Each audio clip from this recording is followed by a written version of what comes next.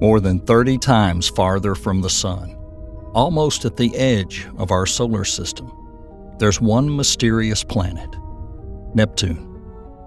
It's impossible to see it, even from the highest points on Earth without a telescope. Because of its remoteness, Neptune is the least explored planet in our entire system.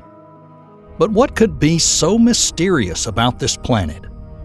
Would you be surprised if we told you that Neptune, one of the coldest planets in the system, can support an ocean of superhot water? Today you'll learn about that, as well as Neptune's strange rings, what makes it so blue, and also what is now known about its famous satellite, Triton.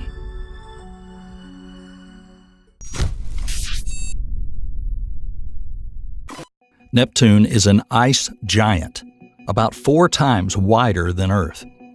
It has a radius of about 15,300 miles and a volume of 15 trillion miles cubed, which means that Neptune is 58 times larger than Earth in volume.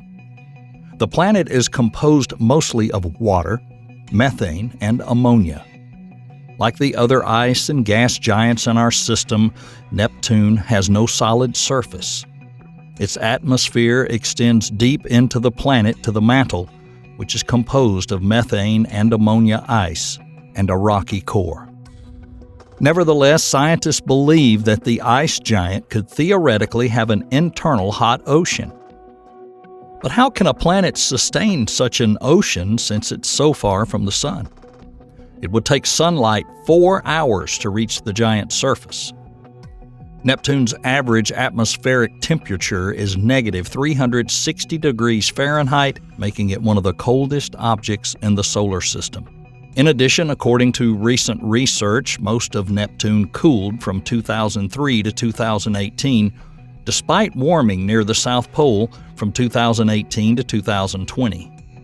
Likely due to seasonal changes in atmospheric chemistry. The reason for the likely formation of the ocean inside the ice giant remains unsolved.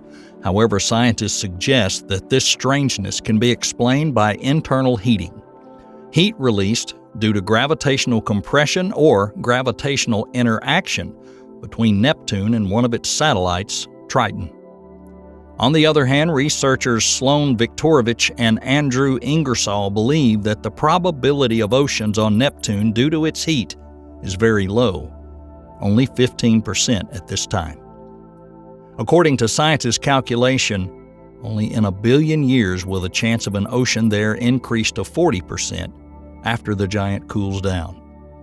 Another explanation for the huge internal energy could be Neptune's collision with some cosmic object, because Neptune is the only planet that emits nearly 3 times as much energy as it receives from the Sun. This is also confirmed by the unusual 28-degree tilt axis, almost as much as on Earth. Because of this, Neptune also experiences seasons similar to ours, but on Neptune, one season lasts about 40 years. 1 year for Neptune is 165 Earth years. Yet 1 day on the ice giant takes 16 hours. This rapid rotation of the planet creates super powerful wind, which we'll talk about a little later. Neptune's atmosphere is 80% hydrogen. It also contains 19% helium and about 1% of other gases, including methane. By the way, Neptune's blue color is caused precisely by methane clouds in the upper layers of the atmosphere. Methane molecules can absorb solar shortwave radiation, reflecting the blue color. However, the nearest planet to Neptune, Uranus, also contains a similar distribution of gases. But unlike Neptune, the color is pale blue. Dr. Patrick Irwin of Oxford University suggests that this color difference may be due to the density of methane fog. Thus, the atmospheres of both planets have several aerosol layers. The bottom deep layer consists of a mixture of hydrogen sulfide ice. It's because of this layer that some areas can be seen closer to the poles. For example, they appear darker on Neptune. The second layer is probably just what affects the colors of the planets. It's a layer of haze particles in which methane ice probably forms. The ice then precipitates as a rain of methane snow. Since Neptune's atmosphere is much more active than that of Uranus, Neptune forms this snow more efficiently. So its second aerosol layer is thinner. It is precisely the lower density that causes this rich blue color. The last third atmospheric layer also forms large particles of methane ice and is, in fact, an extension of the second layer. In addition to its intense color, Neptune is also characterized by dark and white patches all over its surface. All of these spots are storms resulting from the planet's very rapid axial rotation. Neptune is the windiest planet in the system. Wind currents there can reach 1,200 miles per hour, which is almost 4 times stronger than Jupiter. However, the ice giant has one similarity with Jupiter, a huge storm. The name of this vortex is simple enough: the Big Dark Spot. The Earth-sized cyclone orbiting at 1,500 miles per hour was first detected by the Voyager 2 spacecraft in 1989. However, in 1994, another telescope, the Hubble, noticed the spot had disappeared and a small new spot appeared in the northern hemisphere. So unlike the 300-year-old cyclone on Jupiter, Neptune's large-scale vortices only exist for 2 to 6 years. In 2018, Hubble detected another new spot, similar to the one discovered in 1989.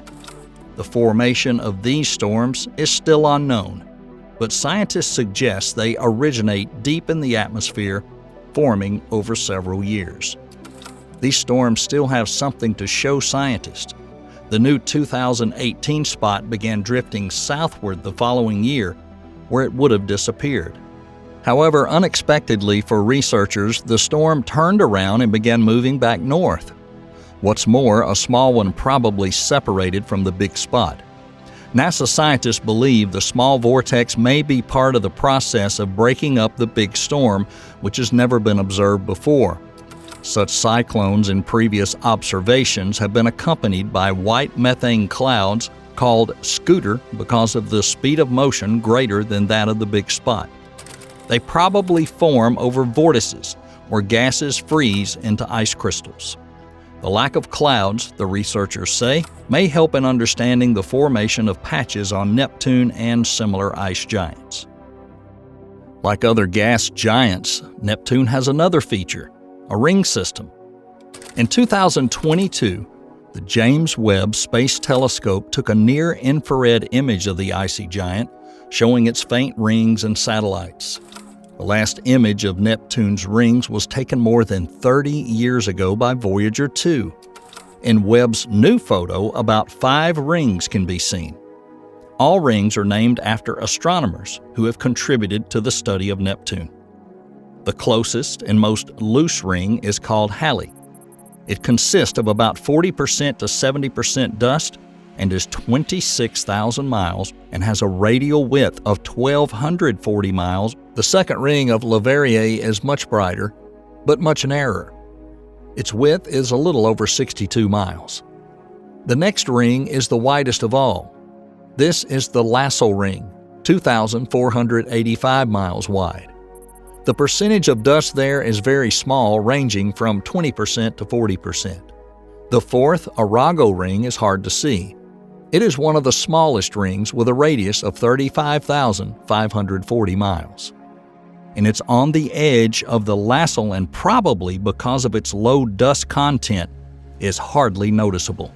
The last, Adam's ring, has an orbital radius of approximately 39,724 miles. Moreover, Adam's is only 35 kilometers wide, making it the narrowest ring of Neptune. But what makes this ring stand out in its arcs? The arcs are mysterious bright seals of dust around the perimeter of the ring. Each of Adam's arcs has a name: freedom, brotherhood, courage, and equality. Interestingly, they are not static at all. These arcs, especially brotherhood and equality, exchange their material and change their size. Why these arcs formed is still unknown, but researcher Imke de Pater suggests that the cause may be the collapse of a parent companion or other object in the Roche limit. In addition to the rings, Webb also recorded 7 of Neptune's 14 satellites. All of the ice giant's moons are divided into regular and irregular. Webb captured 6 ordinary inner satellites. Some of these satellites, like Despina and Galatea, form Neptune's rings, playing the role of shepherd for dust. However, definitely the most interesting thing in Webb's image is the most distant bright satellite, Triton. In the photo, Triton looks like a star because it glows much more than Neptune. The strange glow is because the satellite is almost completely covered by nitrogen ice and therefore reflects about 70% of all sunlight that falls on its surface. Triton is Neptune's largest satellite. It is larger even than Pluto. It has a diameter of 1,680 miles, which can be equated to 99.7% of the mass of all Neptune's moons. It is also the coldest geologically active object in the entire solar system. Its surface temperature reaches negative 391 degrees Fahrenheit just because of its light-reflecting icy surface. Like any of the moons of the ice giant, Triton experiences wave blocking, meaning that only one side of it is turned toward the planet. However, its retrograde orbit sets it apart from other satellites, which is unusual and unique to all other satellites in our system. That means that Triton has an inclined orbit, which causes it to move in the opposite direction to Neptune. Also, because of this orbit, its poles and equator alternately face the Sun. But what could have caused such an unusual orbital tilt? Most likely, Triton never formed with Neptune. Scientists believe that Triton originally evolved in the Kuiper Belt, but at some point it was able to be captured by an ice giant, and it's assumed that Triton could hypothetically move around another object. Therefore, the captured Triton slowed down, which prevented it from colliding with Neptune. Moving toward Neptune, the satellite could also destroy other moons. Neptune has very few satellites compared to, for example, Jupiter, around which there are almost 70 objects. There probably could have been more, and they would have been larger had not Triton been captured by the giant's gravitational pull. Triton's features don't end there. If you look closely at pictures taken back in 1989 by Voyager 2, you can discern the satellite's unusual mosaic surface, modeled with plumes. According to the analysis of the craters by scientists, their surface could be from 10 million to 100 million years old, and in some places, the smooth surface on the manifestation of cryovolcanism. Therefore, scientists believe that the Moon may have a subsurface ocean.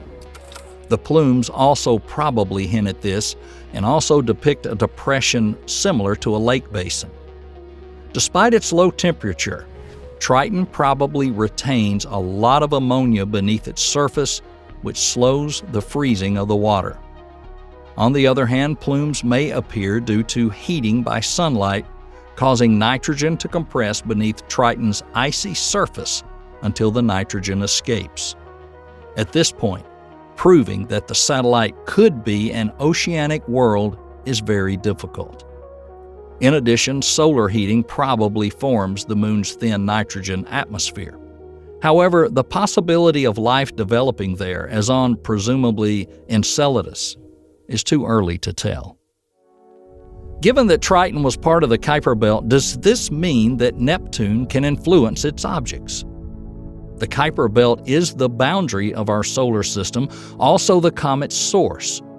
The belt extends from Neptune 30 AU by about 20 AU. The belt is predominantly composed of small objects like asteroids and tens of thousands of more large objects, including dwarf planets like Pluto. Were it not for the gravitational influence of an ice giant, it's likely that a planet could have formed from the Kuiper belt. In addition, scientists have noticed that some objects in the belt, including Pluto, are in long-range resonance with Neptune. Usually such objects, planetesimals, can only temporarily come into resonance with a stable, fixed-in-one-place planet. Therefore, scientists suggest that it's likely that Neptune may have migrated from the inner regions of the solar system, meaning that it may have originally formed close to the Sun. Thus, the migration of the ice giant was probably able to keep many Kuiper belt objects within the solar system, when, without resonances, gravitational effects could have pushed them outside the system and even in our direction. Neptune definitely has many unexplored mysteries. At this point, we don't know, for example, the exact composition of Neptune's interior or in general how ice giants are formed. So we have to wait for future scientific expeditions that will help us better understand the chemistry of these worlds and unravel many of the mysteries that interest us.